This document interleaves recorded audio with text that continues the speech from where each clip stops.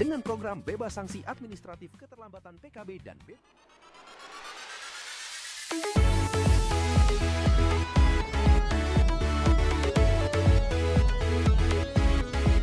Beragam hiburan, beragam informasinya.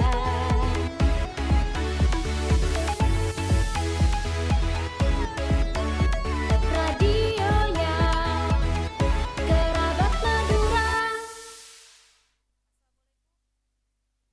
Assalamualaikum warahmatullahi wabarakatuh. Selamat pagi untuk seluruh kerabat realita dimanapun Anda berada. Saya Idwe Clarissa kembali menyapa Anda kerabat tentunya dalam rangkaian program Talk Show Smart Health edisi hari ini di Jumat 28 Agustus 2026. Ya, kita ucapkan selamat pagi dan selamat menyaksikan tentunya untuk kerabat realita dimanapun Anda berada yang saat ini stay tune di 89.1 Realita FM. Siaran kami juga bisa kerabat realita saksikan via streaming di YouTube dan TikTok kami di Realita Official.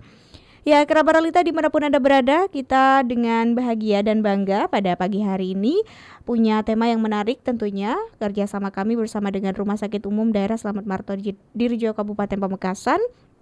Program Smart Health kembali menyapa Anda kerabat, dan selama 1 jam ke depan kerabat realita juga bisa berbagi pertanyaan juga atau ingin sharing dengan narasumber kita di pagi hari ini di layanan telepon dan WhatsApp kami di 0878 15891 maupun di streaming kami bisa dituliskan di kolom komentar di YouTube dan TikTok Realita Official.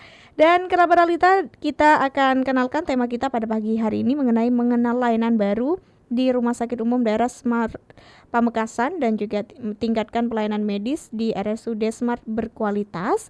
Dengan narasumber di studio sudah ada Dr. Hendarto MSI di sini sebagai Wakil Direktur Medik RSUD Smart Pamekasan. Sebelum itu kerabat realita, sebelum kita sapa, ternyata narasumber kita luar biasa pada pagi hari ini punya banyak sekali pengalaman tentunya.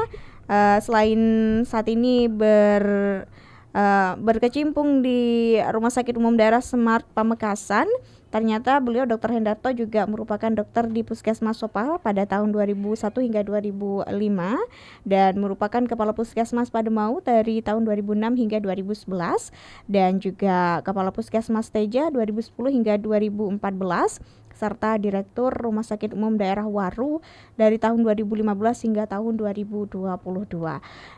Ada juga pengalaman sebagai Sekdis DP3A P2KB dari tahun 2022 hingga 2026 dan saat ini sebagai Wakil Direktur Medik RSUD Smart Pamekasan tahun 2026 hingga saat ini. Dan pengalaman di luar itu juga ada sebagai Ketua Orari Lokal Pamekasan dan Ketua YJI Kabupaten Pamekasan serta MPO atau Majelis Pertimbangan Organisasi PPI Kabupaten Pamekasan. Kita langsung saja sapa Dr. Hendarto pada pagi hari. Assalamualaikum, selamat pagi dokter. Waalaikumsalam warahmatullahi wabarakatuh. Selamat pagi, salam sehat dan bahagia selalu. Baik, bagaimana kabarnya hari ini dokter? Alhamdulillah baik, luar biasa. Tetap sehat dan tetap semangat, Mbak Ayu. Baik. Ya, luar biasa ternyata panjang sekali karir dan bagaimana perjalanan hidup seorang dokter Hendarto. Tadi luar biasa juga dari seorang dokter di Puskesmas sampai sekarang menjadi Wakil Direktur Medik di Rumah Sakit Umum Daerah Smart. Kita juga ucapkan selamat ya dok, kemarin sempat sudah dilantik jadi Ketua YJI ya. Yayasan Jantung Indonesia Kabupaten Pamekasan. Iya betul. Nah ini kan juga memang sebuah pengalaman baru tentunya dok ya, dan juga ini bagaimana dok sekarang nih, apa saja aktivitasnya nih dok ketika sudah mulai menjabat sebagai Wakil Direktur Medik di RSUD Smart? Alhamdulillah Mbak Ayu, kegiatan saya pada akhir-akhir ini saya fokus kepada bagaimana mengabdikan diri di Rumah Sakit Dr. Slamet Marto Dirjo untuk bersama-sama mengawal Rumah Sakit Slamet Marto Dirjo agar supaya lebih baik lagi dengan lebih berkualitas dan lebih bermanfaat kepada masyarakat. Maka pada kesempatan hari ini juga, pada pagi hari ini ingin menyampaikan terkait dengan layanan baru di Rumah Sakit Dr. Slamet Marto Dirjo. Ya, baik, kita juga ucapkan selamat juga, kemarin baru saja dilantik, belum genap 1 bulan kata Dokter Hendarto tadi. Ya, dokter, kita punya tema tentang bagaimana layanan baru di RSUD Smart, dan ada juga layanan-layanan unggulan tentunya yang kemudian akan kita bahas pada pagi hari ini. Dan kerabat Ralita dimanapun Anda berada, kita ingatkan kembali, Anda juga bisa memberikan atau berdiskusi dengan kita pada pagi hari ini, dan akan dijawab langsung tentunya oleh Dokter Hendarto pada pagi hari ini di layanan telepon dan WhatsApp kami di 0878 15.891 maupun di streaming kami di YouTube dan TikTok Ralita Official. Ya, kita langsung Dok ke layanan dari Rumah Sakit Umum Daerah Slamet Martodirjo Kabupaten Pamekasan. Apa saja nih yang terbaru Dok, yang kemudian akan diberikan atau dirilis kepada masyarakat? Silakan Dokter. Baik, terima kasih Mbak Ayu. Saya ingin menyapa juga kepada kerabat Ralita. Tetap semangat dan selamat mengikuti acara ini. Mudah-mudahan informasi yang saya sampaikan dapat memberi manfaat yang besar kepada kerabat Ralita. Baik Mbak Ayu, saya ingin menyampaikan ada beberapa layanan di Rumah Sakit Dr. Slamet Martodirjo Pamekasan. Dr. Slamet Martodirjo Pamekasan ini merupakan rumah sakit kelas B. Plusnya karena rumah sakit kita, Rumah Sakit Dr. Slamet Martodirjo itu adalah rumah sakit pendidikan. Jadi selain memberikan pelayanan kesehatan kepada masyarakat dalam bentuk kuratif, rehabilitatif, dan paliatif, kita juga menjadi tempat pendidikan, rumah sakit pendidikan. Ada mahasiswa kedokteran juga, PPDS juga ada yang berada di Smart, dan juga beberapa teman-teman akademi keperawatan dan kebidanan. Nah, dari situ bahwa selain yang disampaikan tadi, selain rumah sakit pendidikan, kita selalu berusaha untuk selalu tumbuh dan berkembang. Dalam waktu kurang dari 1 bulan, saya sudah banyak menangkap terkait dengan bagaimana pelayanan ini harus bisa terus tumbuh dan berkembang di Rumah Sakit Dr. Slamet Martodirjo, khususnya pelayanan medik. Jadi ada beberapa pelayanan yang memang selain kita upayakan dan juga perlu harus disampaikan kepada masyarakat agar supaya masyarakat memahami pelayanan apa saja yang ada di Rumah Sakit Slamet Martodirjo, khususnya pelayanan medik yang baru, sehingga masyarakat bisa mempunyai wawasan dan berpikir bagaimana agar supaya benar-benar efektif dan efisien dalam mendapatkan pelayanan kesehatan, khususnya pelayanan rumah sakit. Jadi tidak perlu jauh-jauh lagi kemana-mana, karena di Rumah Sakit Dr. Slamet Martodirjo sudah tersedia layanan tersebut. Layanan yang pertama yang perlu disampaikan bahwa di Rumah Sakit Dr. Slamet Martodirjo ada mamografi sekarang. Apakah itu mamografi? Sebuah alat pemindai untuk mendeteksi dini kelainan payudara pada wanita. Sehingga alat ini dengan menggunakan sinar ronsen, sinar X dengan kapasitas kecil, mampu bisa mendeteksi payudara yang mengalami permasalahan atau gangguan jaringan yang tidak diketahui dengan cara palpasi. Jadi diraba itu tidak ketahuan. Jadi misalnya ada nyeri pada payudara dan sebagainya, itu sudah bisa terdeteksi dengan alat mamografi tentang apakah ada kelainan di situ.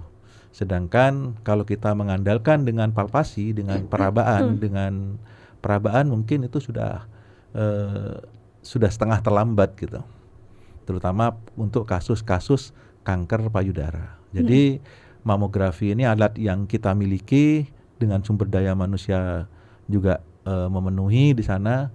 Salah satu dokter radiologi juga kompeten di dalam rangka mengoperasionalkan ini. Dan alat ini sudah bisa dimanfaatkan oleh masyarakat. Ada 2 hal, untuk screening dan untuk penegakan diagnosa. Kemudian yang kedua,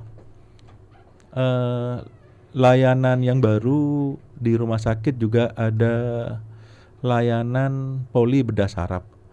Atau pelayanan bedah saraf ini adalah pelayanan di mana terjadi baik itu penyakit terkait dengan saraf atau tumor otak misalnya, atau karena kecelakaan terjadi perdarahan otak di Kabupaten Pamekasan, khususnya di Rumah Sakit Dr. Slamet Martodirjo sudah mampu melakukan operasi otak. Jadi sudah mampu menjalani operasi trepanasi namanya. Trepanasi adalah proses operasi yang dilakukan dengan membuka batok kepala otak. Jadi batok kepala yang melindungi otak. Jadi bisa dibuka, kemudian kalau misalnya ada tumor diangkat, kemudian kalau ada perdarahan bisa diangkat. Sehingga ini hal yang baru di Pamekasan khususnya, dan mungkin satu-satunya di Madura. Jadi bedah saraf ini. Oleh karena itu tidak perlu lagi kita ketika ada kecelakaan dan sebagainya yang perlu operasi trepanasi, tidak perlu jauh-jauh ke Surabaya. Kemudian yang ketiga ada bedah anak. Nah, bedah anak ini juga layanan bedah anak ini ada poli bedah anak. Di situ salah satu kelainan pada anak. Jadi anak itu pada usia 0 hari atau baru lahir sampai dengan usia 18 tahun. Itu hal-hal kelainan-kelainan yang terjadi itu bisa ditangani juga di Rumah Sakit Dr. Slamet Martodirjo. Jadi kelainan apa yang misalnya seorang bayi lahir tanpa dubur. Jadi yang itu bisa dioperasi di Rumah Sakit Dr. Slamet Martodirjo, atau bahasa medisnya yang kita kenal dengan atresia ani. Jadi itu sudah bisa, termasuk juga misalnya terjadi kelainan di dalam kandungan, bibir sumbing dan sebagainya, itu bisa ditangani oleh dokter bedah anak. Kemudian yang terbaru lagi ini proses, alhamdulillah sekarang ruangan sudah terbentuk terkait dengan pelayanan hemodialisa. Hemodialisa adalah cuci darah, kalau masyarakat kenal adalah cuci darah. Cuci darah itu dilakukan kepada pasien di mana fungsi ginjal sudah tidak mampu lagi dalam hal membuang racun. Jadi urium kreatinin tidak mampu dikeluarkan. Lalu ada gangguan keseimbangan cairan. Kemudian juga gangguan keseimbangan natrium, kalium, dan kalsium. Itu perlu cuci darah.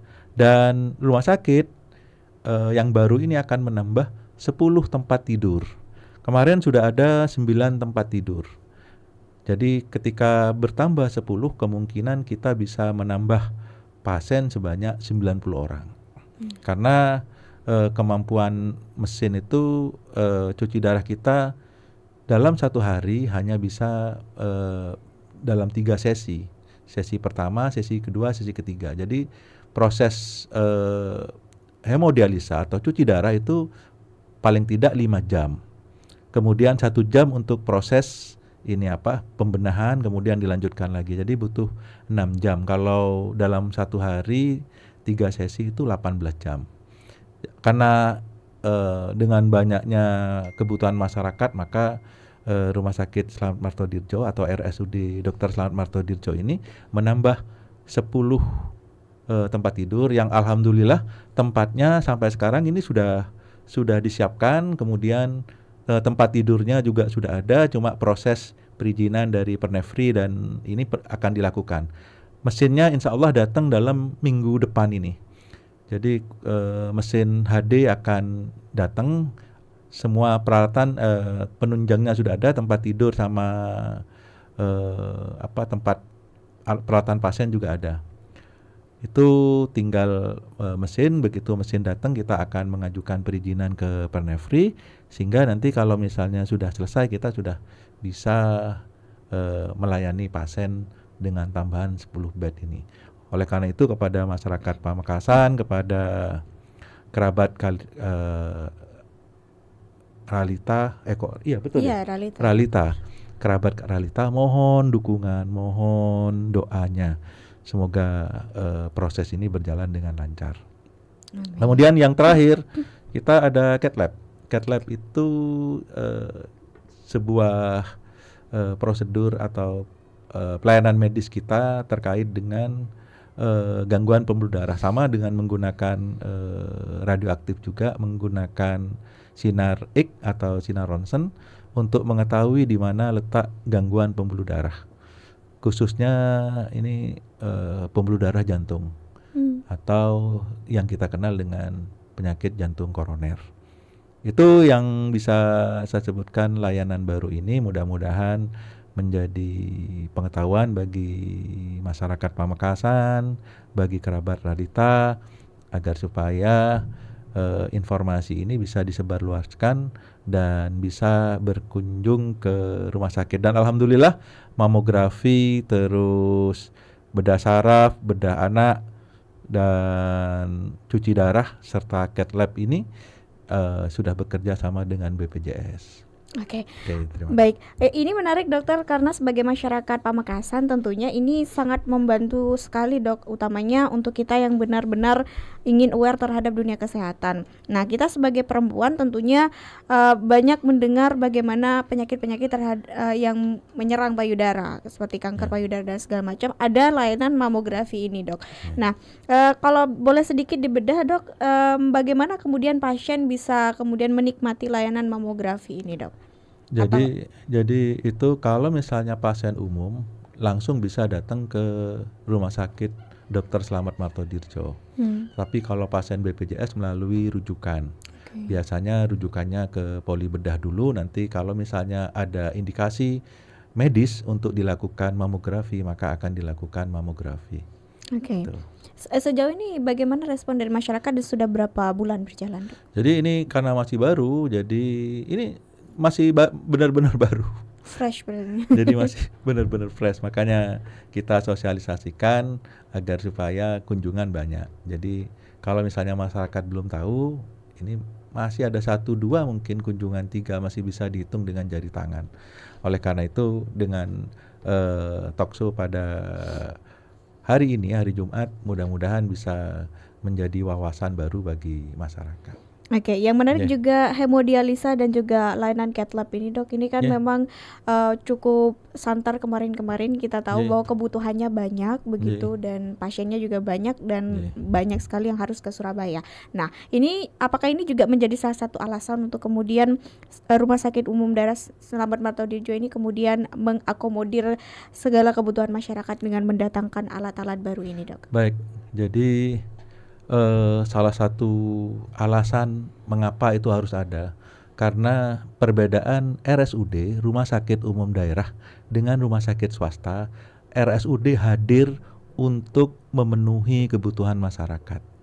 Jadi Rumah Sakit Umum Daerah itu memang harus menyiapkan semua kebutuhan masyarakat.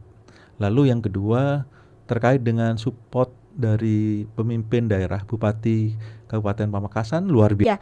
Kerabat Realita, kita masih akan lanjutkan. Jangan kemana-mana, tetap setia dalam rangkaian program Smart Hair di 89.1 Realita FM, beragam hiburan dan informasi.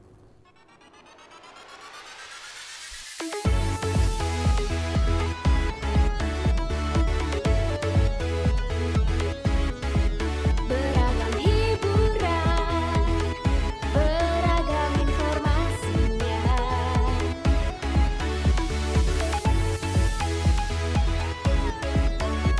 Radionya Kerabat Madura. Be smart, be healthy.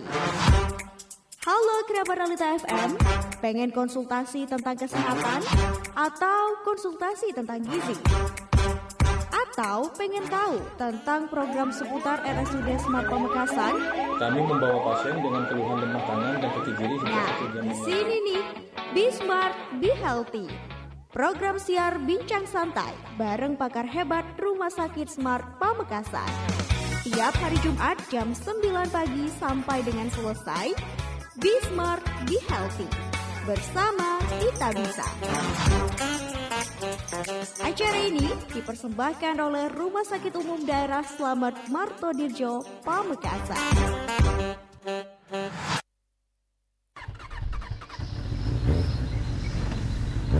Aduh, peti mata ya. Sakit apa napa kak? Mak mulain gelek sampian ros-roan sakit mata.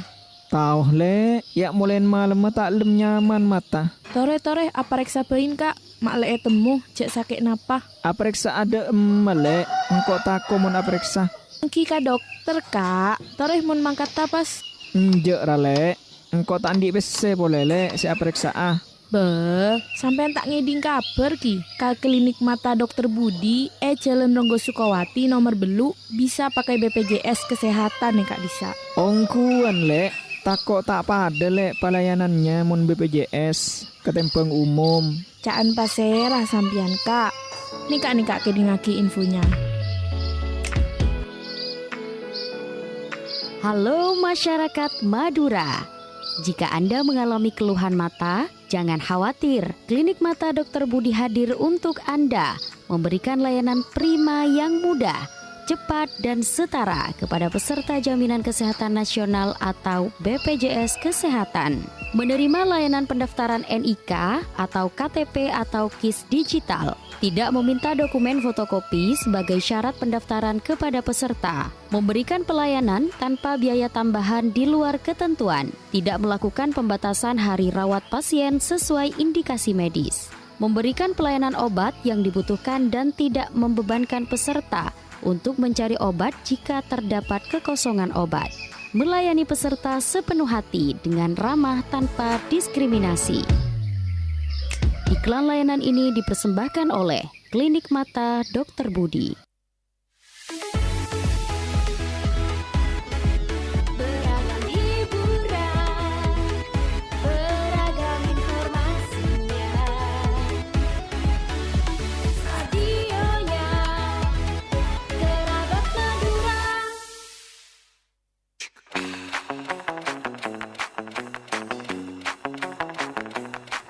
Assalamualaikum warahmatullahi wabarakatuh.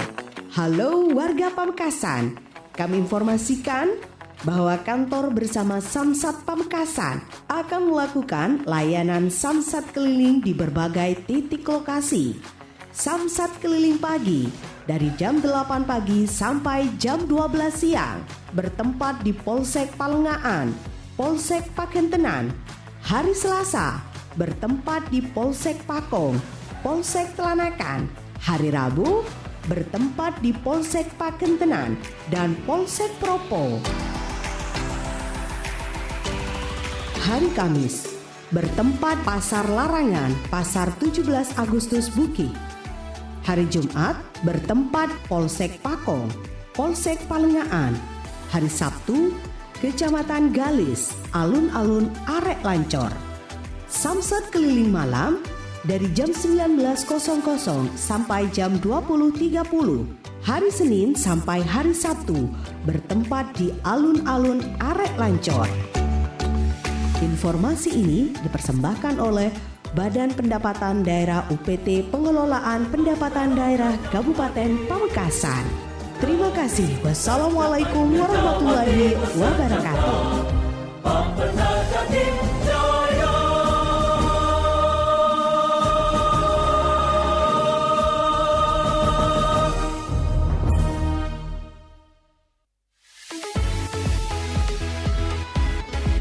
Beragam hiburan, beragam informasinya.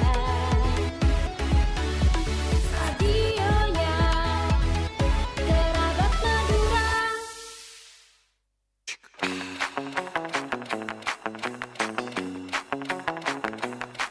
Assalamualaikum warahmatullahi wabarakatuh. Halo warga Pamekasan, kami informasikan bahwa kantor bersama Samsat Pamekasan akan melakukan layanan samsat keliling di berbagai titik lokasi. Samsat keliling pagi dari jam 8 pagi sampai jam 12 siang bertempat di Polsek Palengaan, Polsek Pakentenan. Hari Selasa bertempat di Polsek Pakong, Polsek Telanakan. Hari Rabu bertempat di Polsek Pakentenan dan Polsek Propo. Hari Kamis bertempat Pasar Larangan, Pasar 17 Agustus Buki. Hari Jumat bertempat Polsek Pakong, Polsek Palengaan. Hari Sabtu, Kecamatan Galis, Alun-alun Arek Lancor. Samsat keliling malam dari jam 19.00 sampai jam 20.30. Hari Senin sampai hari Sabtu bertempat di Alun-alun Arek Lancor. Informasi ini dipersembahkan oleh Badan Pendapatan Daerah UPT Pengelolaan Pendapatan Daerah Kabupaten Pamekasan. Terima kasih. Wassalamualaikum warahmatullahi wabarakatuh.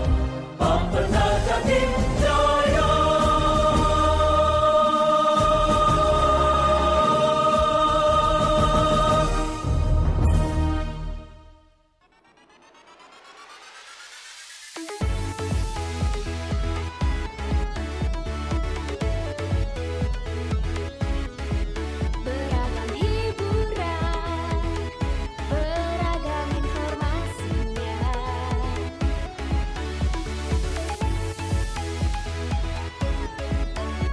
Radionya Kerabat Madura. Be smart, be healthy. Halo kerabat Realita FM, pengen konsultasi tentang kesehatan atau konsultasi tentang gizi? Atau pengen tahu tentang program seputar RSUD Smart Pamekasan? Kami membawa pasien dengan keluhan lemah tangan dan kaki kiri hingga Nah, 1 jam. di sini nih, Be Smart, Be Healthy. Program siar bincang santai bareng pakar hebat Rumah Sakit Smart Pamekasan. Tiap hari Jumat jam 9 pagi sampai dengan selesai. Be Smart, Be Healthy. Bersama kita bisa. Acara ini dipersembahkan oleh Rumah Sakit Umum Daerah Slamet Martodirjo, Pamekasan. Ya, kerabat Realita, Anda masih menyimak program Smart Health edisi hari ini di 89.1 Realita FM, beragam hiburan dan informasi bersama dengan Ayuda Clarissa selama formasi 1 jam ke depan. Kerabat Realita, kita masih bersama dengan tema mengenal layanan baru di RSUD Smart Pamekasan, tingkatkan pelayanan medis RSUD Smart berkualitas. Bersama dengan Ayu di studio masih ada Dr. Hendarto MSI, Wakil Direktur Medik RSUD Smart Pamekasan, yang tadi juga sudah membahas banyak sekali berbagai layanan-layanan baru yang sekarang tengah disiapkan dan tengah berjalan tentunya di RSUD Smart Pamekasan, tentunya untuk memberikan pelayanan terbaru dan juga pelayanan terbaik untuk masyarakat. Nah, berbicara tentang pelayanan, tentunya ada layanan-layanan unggulan juga yang sudah dipersiapkan tentunya oleh Rumah Sakit Umum Daerah kita untuk kemudian di-serve kepada masyarakat supaya masyarakat tidak perlu jauh-jauh untuk mendapatkan layanan kesehatan yang baik begitu. Silakan dokter, mungkin apa saja layanan unggulan yang kemudian sudah dijalankan atau sedang digodok di Rumah Sakit Umum Daerah? Baik Mbak Ayu, terima kasih. Ini kita masuk kepada layanan unggulan Rumah Sakit Umum Daerah Dr. Haji Slamet Martodirjo. Nah, kalau namanya unggulan, ini adalah program yang sudah dilaksanakan lama dan kita tinggal bagaimana juga menyampaikan ke masyarakat, dan tentunya unggulan ini sepertinya juga tidak ada di rumah sakit lain. Jadi salah satunya adalah terkait dengan urologi. Jadi kita punya klinik poliklinik urologi. Urologi adalah terkait dengan penyakit saluran kemih dari ginjal sampai dengan uretra.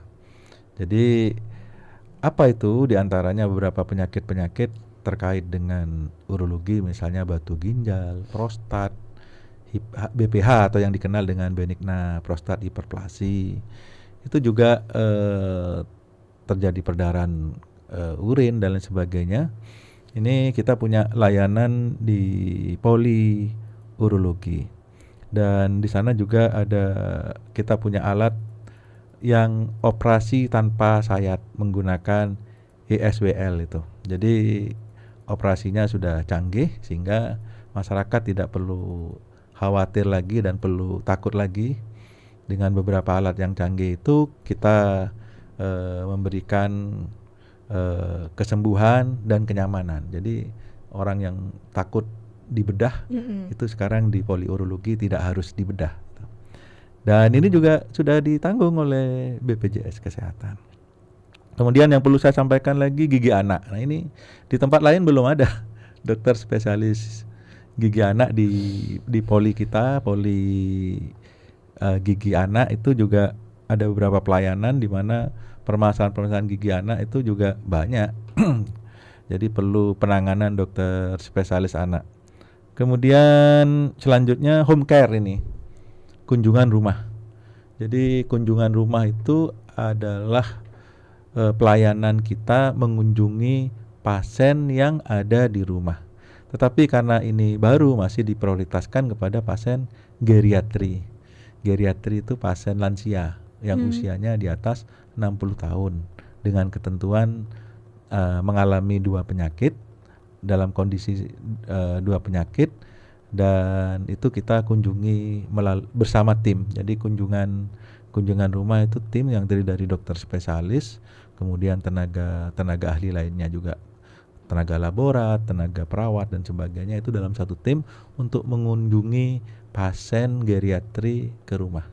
Pasien geriatri itu adalah lansia yang berusia 60 tahun ke atas. Dan yang terakhir, ini layanan unggulan lagi adalah MCU. Jadi MCU itu medical check up adalah layanan di dalam rangka ini layanan kepada pasien sehat, itu MCU. MCU itu layanan kepada pasien sehat di dalam rangka misalnya mencari pekerjaan, ibadah haji, sekolah dan sebagainya, bisa melaksanakan MCU atau medical check up di RSUD Semat. Nah, ini ada yang menarik di sini. Ini khusus untuk jemaah haji itu nanti akan ketika nyampe rumah sakit nanti akan dijemput di depan itu oleh tenaga-tenaga yang sudah dipersiapkan dalam rangka memberikan pelayanan MCU tersebut. Gitu Mbak Ayu. Oke. Untuk itu Dok, layanan laktasi untuk ibu-ibu yang mungkin baru melahirkan dan menyusui ini kan juga penting Dok, untuk memberikan pengetahuan terhadap mereka bagaimana cara menyusui yang baik begitu. Ada tidak Dok? Ada. Jadi di Rumah Sakit Dr. Slamet Martodirjo itu masuk kepada rawat inap pelayanan ini di sana juga ada tempat memang untuk masyarakat umum, ada juga masyarakat yang habis bersalin itu ada. Jadi di sana bergabung di ruang bersalin nantinya di situ. Nah, selain kita berinteraksi di radio ini, di tempat kita di Rumah Sakit Dr. Slamet Martodirjo itu ada PKRS, penyuluhan kesehatan rumah sakit terkait dengan bagaimana menyusui yang baik dan sebagainya. Teman-teman perawat itu ada tim sendiri dalam rangka memberikan penyuluhan langsung kepada masyarakat rumah sakit. Artinya kepada pasien, keluarga pasien, bahkan juga teman-teman perawat yang saling mengisi. Dan juga di sana selain peningkatan pengetahuan dalam rangka menjaga mutu pelayanan, di situ juga saya hampir tiap hari itu ada presentasi ilmiah. Jadi presentasi ilmiah itu adalah presentasi yang disampaikan ketika teman-teman kita, baik dokter, perawat, manajemen dan sebagainya, itu mempresentasikan hasil dari pelatihan itu untuk diketahui oleh teman-teman jawat juga. Jadi intinya bahwa saya menganggap bahwa yang tadi saya sampaikan bahwa pengetahuan itu, pemahaman itu sangat penting dalam rangka memberikan pelayanan yang bermutu di rumah sakit. Jadi melalui yang ditanyakan tadi, apakah ada tempatnya? Ada. Apakah bisa disuluh? Kita melakukan penyuluhan di dalam rumah sakit.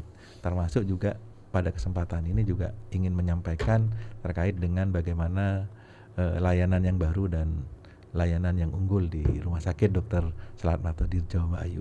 Baik, untuk layanan rujukan dokter untuk pasien-pasien, nah ini seperti apa prosedurnya dok? Dan ketika misal harus ada pasien yang dirujuk, ini seperti apa dok?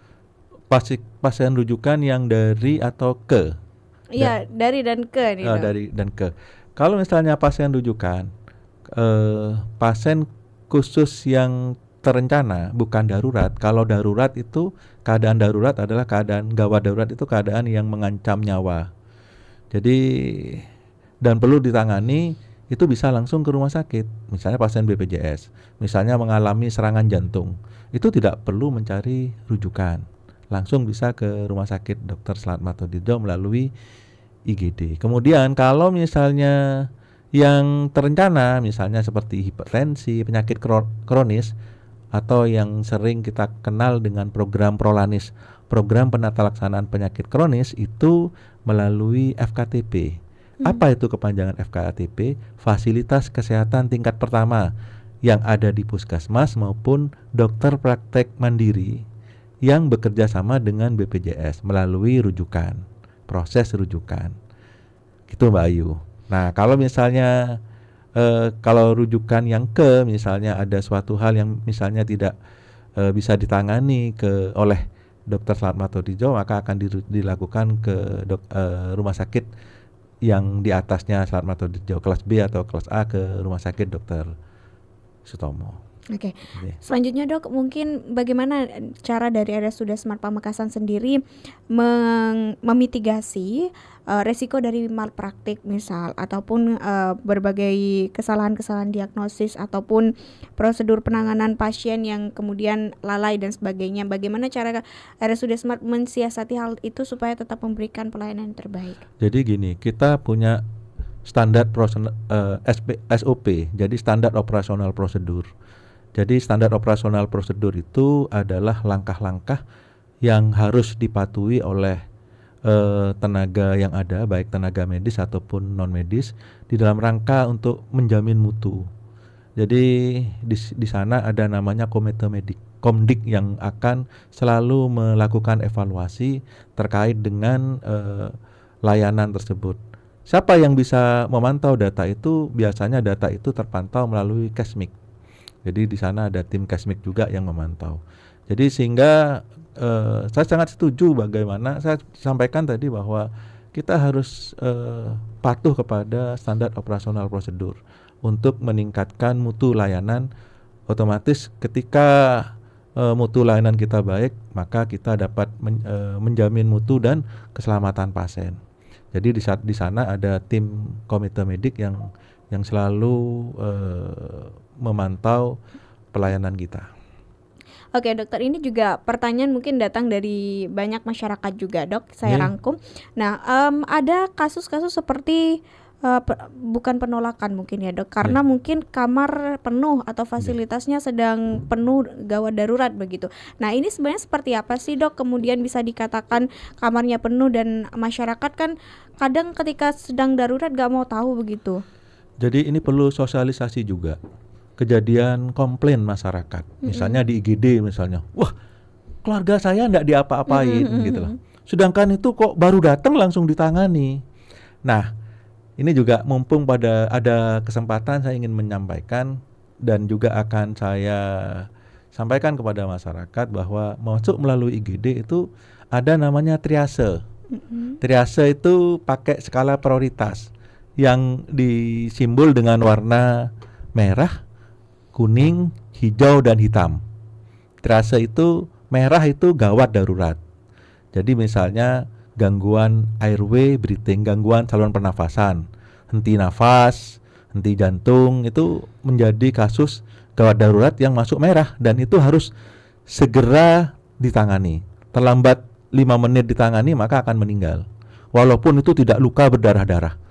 Ya, orang-orang misalnya serangan jantung atau gangguan henti nafas kan tidak berdarah. Sedangkan masyarakat yang bilang berbahaya itu kan yang berdarah-darah. Lalu yang kedua, yang kuning, itu biasanya terjadi kalau perdarahan. Jadi masih bisa menjadi prioritas kedua. Lalu yang ketiga hijau. Hijau itu menjadi prioritas ketiga. Yang hitam itu adalah pasien yang masuk sudah meninggal. Jadi kan banyak orang yang bawa pasien ketika sudah meninggal karena meyakinkan bahwa itu sudah meninggal atau enggak, tetap dibawa ke rumah sakit dan itu masuk kepada warna hitam. Itu jadi triase itu perlu disampaikan bahwa bukan karena pilih-pilih, tidak. kita juga punya standar terkait dengan triase itu yang oleh dokter sudah ditentukan. Ini masuk warna merah harus segera ditangani. Oh ini kuning, misalnya perdarahan. Lalu ini hijau, jadi pakai skala prioritas. Tapi rata-rata masyarakat kalau tidak paham, yang berdarah itu menjadi prioritas pertama. Tapi yang gangguan airway breathing, gangguan pernafasan dan jalan nafas termasuk henti jantung itu menjadi prioritas pertama. Lalu yang kedua terkait dengan tempat tidur. Tempat tidur di sana, mohon maaf, saya di sana mengamati secara langsung bahwa tempat tidur terutama di SAL dan di pavilion itu selalu penuh memang. Jadi bornya selalu penuh. Bukan kita menolak, tidak. Tetap diedukasi bahwa pasien pun dan mohon maaf kepada masyarakat yang dilayani di extra bed. Jadi kita bukan kekurangan kamar, tetapi kelebihan pasien. Jadi kelebihan pasien di sana. Tapi kita tetap selalu mengedukasi, selalu komunikasi, informasi dan edukasi selalu dilakukan. Kalau pasien tetap bersedia dirawat di extra bed misalnya di SAL C disampaikan. Nanti kalau ada pasien sudah pulang nanti dipindah ke kamar. Itu terjadi memang. Tetapi kita kalau misalnya ada penolakan, tidak mungkin kita menolak pasien karena pesannya Pak Bupati, pasien secara administrasi bukan nomor 1 administrasi, tapi pelayanan dulu nomor 1 baru administrasi. Nah, ini juga menyambung Dok dari banyak juga pastinya pertanyaan dari masyarakat. Biasanya kalau kita pakai BPJS ini agak lambat penanganannya atau bisa dikatakan nggak ada kamar atau segala macam di masyarakat pasti ada saja yang berpikiran seperti itu. Nah, bagaimana dokter memastikan bahwa pelayanan BPJS maupun umum ini tetap sama? Jadi ya kembali kepada hal tadi, mau pelayanan umum maupun pelayanan BPJS itu semua satu standar operasional prosedur. Nggak ada pelayanan misalnya penyakit appendicitis, pelayanan standar operasionalnya BPJS sama ini nggak ada. Kita tetap pakai satu standar operasional prosedur yang harus dilakukan. Jadi tidak ada bedanya, saya tegaskan tidak ada bedanya pasien BPJS dan pasien umum. Cuman kadang-kadang mohon maaf ada beberapa pasien yang BPJS saya tidak nyalahkan juga sensitif gitu lah. Kalau misalnya ada hal yang ini menjadi sensitif. Tetapi itu perlu juga kita edukasi bahwa tidak ada perbedaan. Tidak ada perbedaan antara pasien BPJS dan pasien umum. Jadi kita sesuai dengan standar operasional prosedur yang ada itu. Dan termasuk sesuai dengan kelas yang ada gitu loh. Jadi sesuai dengan kelas peruntukannya. Nah, kita ke bagaimana pelayanan terhadap pasien Dok. Nah, ini juga kan orang di rumah sakit ini kan tentunya butuh pelayanan dan keramahan dari staf-staf ataupun perawat dan sebagai tenaga medis juga di rumah sakit. Nah, bagaimana kemudian dokter memastikan bahwa siapapun pasiennya dan dalam kondisi apapun keramahan itu bisa tetap terjadi di tengah-tengah pasien kita meskipun sebanyak apapun begitu, Dok. Jadi memang beberapa minggu ini setiap pertemuan saya sampaikan kepada teman-teman, utamakan standar operasional prosedur, patuhi karena itu menyangkut mutu dan keselamatan pasien. SOP juga untuk keselamatan tenaga kita sendiri. Jadi kita bekerja berdasarkan standar operasional prosedur itu untuk menjaga mutu dan keselamatan pasien, juga untuk diri tenaga yang ada sebagai dalam bentuk perlindungan hukum. Jadi ketika sudah sesuai dengan prosedur, apapun yang terjadi ya itu sudah optimal yang dilakukan. Dan yang kedua, diharapkan memang seluruh pemberi layanan itu tidak marah-marah. Jadi bagaimana caranya agar tidak marah-marah? Yang paling sederhana bahwa di level manajemen itu harus memberikan contoh tidak hanya kepada pasien, kepada sesama teman kita, tim kerja kita harus saling sapa, saling senyum.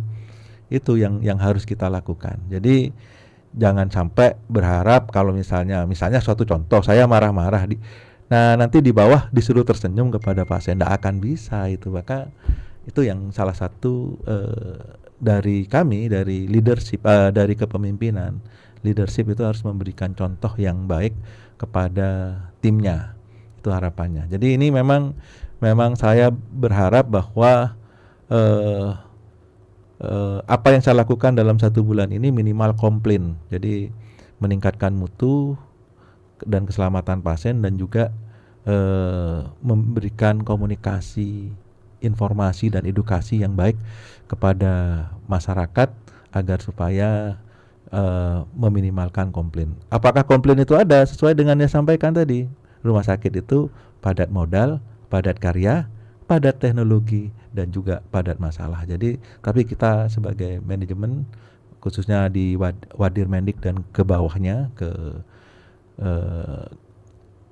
kabit atau bidang keperawatan, bidang penunjang atau bidang medis sendiri itu untuk selalu berupaya memberikan contoh yang baik sehingga ke bawahnya baik.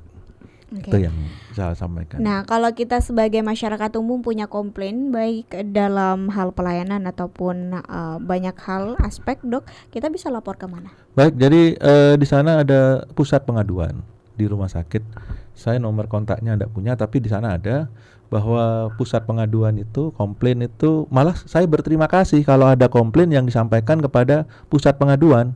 Jadi masalahnya jelas, siapa yang komplain, apa permasalahannya, siapa yang dikomplainkan apakah itu terkait dengan sarana prasarana atau perilaku sumber daya manusia kita, itu akan menjadi alat kita untuk membenahi diri. Jadi saya pribadi tidak anti terhadap komplain. Kalau saya lebih senang mencegah komplain dengan cara meningkatkan mutu layanan dan komunikasi informasi edukasi yang baik. Jadi menciptakan komunikasi yang baik. Nah, kalau ada yang komplain, monggo silahkan. Di sana juga ada memang tempat untuk komplain. Termasuk juga melalui WA, melalui website juga termasuk langsung ke Rumah Sakit Dr. Slamet Martodirjo. Oke. Nah, untuk layanan dokter-dokter yang spesialis dan subspesialis, apakah ini sudah cukup memadai untuk Rumah Sakit Umum Daerah Smart Pamekasan? Jadi secara hitungan ada beberapa yang memadai, ada yang kurang. Tetapi kita tetap mengoptimalkan. Suatu contoh misalnya ortopedi. Ortopedi itu dokternya sendirian. Jadi pagi dari jam 6 sudah buka poli. Dari poli masih harus melakukan tindakan bedah ortopedi, bedah tulang. Habis itu masih harus melakukan visite pasien di ruangan. Jadi tapi alhamdulillah dengan satu itu masih alhamdulillah kalau secara hitungan kurang, tapi alhamdulillah masih bisa nangani. Ada beberapa hal terkait dengan jumlah dokter memang dianggap cukup, tapi kita masih tetap menyekolahkan. Nah itu harus tetap menyekolahkan. Kita juga suatu contoh misalnya pelayanan yang akan datang, misalnya terkait dengan bedah onkologi.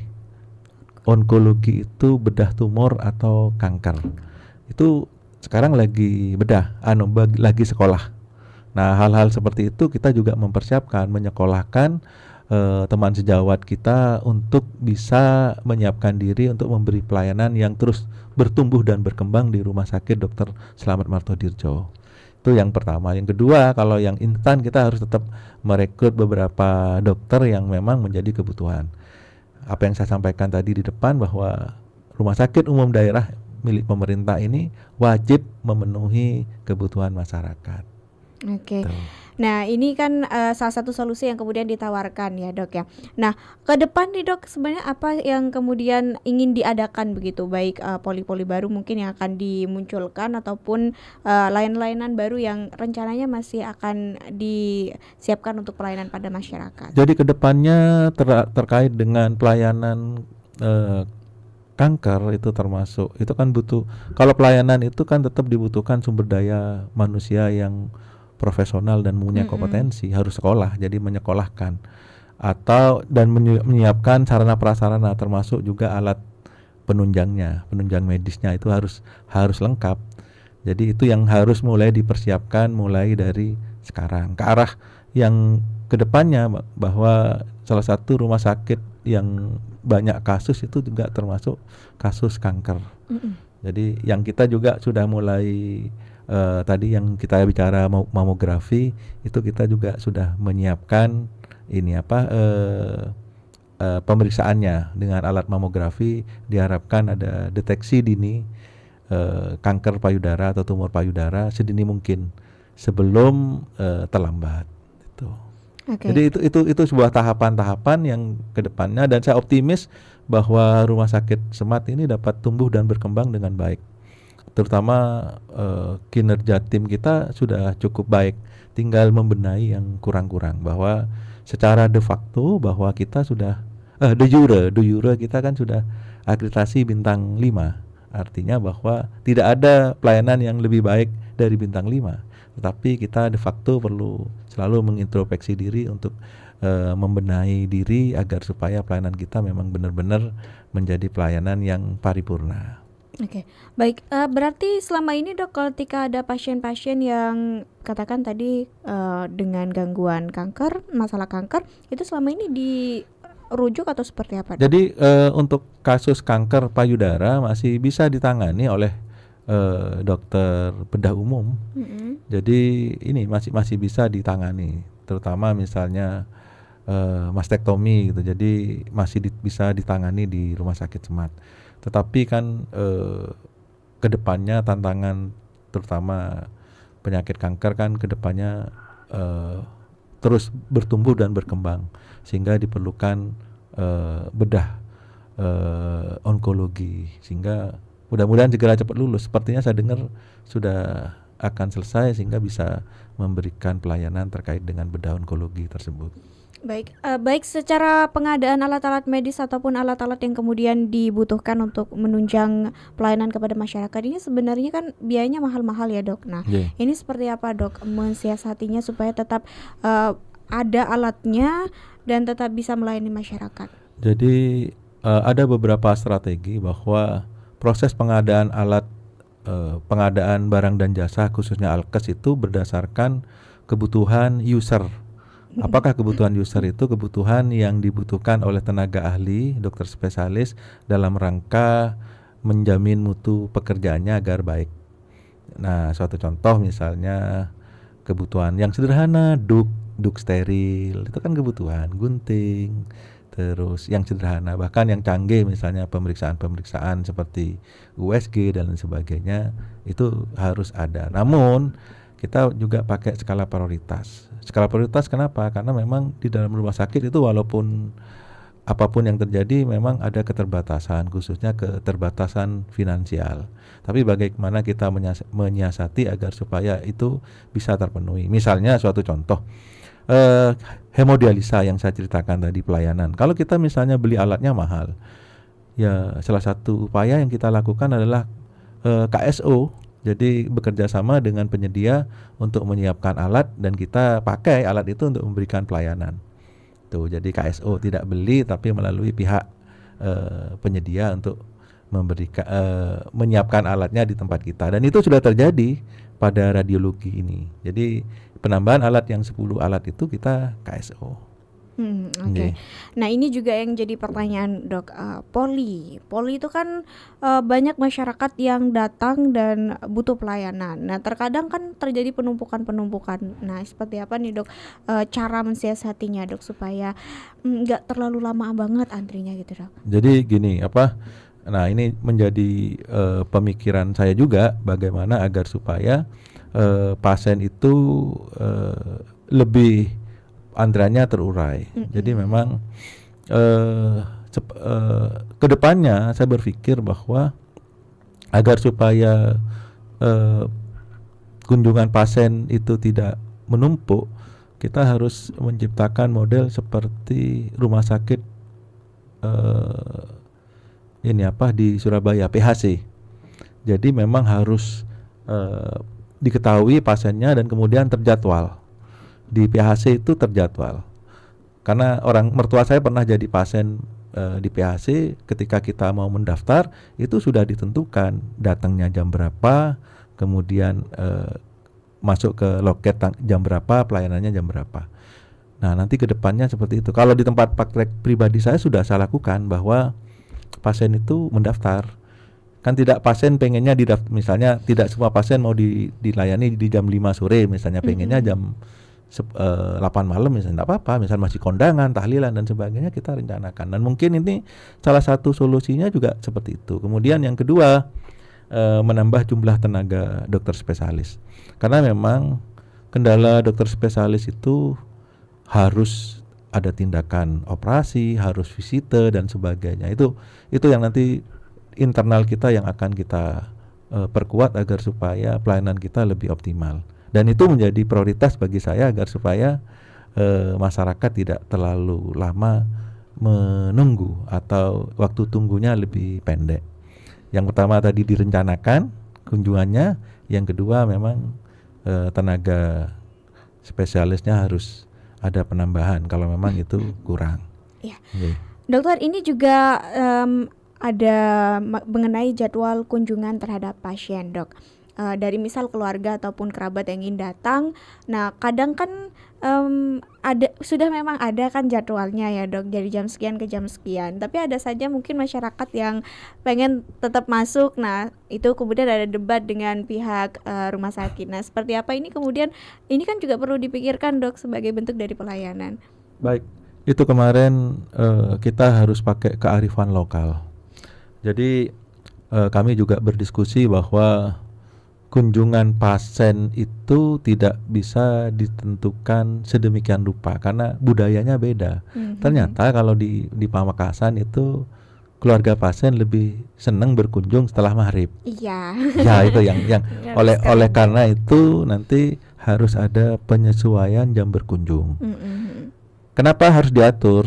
Jam berkunjung itu penting bagi kenyamanan pasien. Bukan kita tidak mau melayani pasien ya.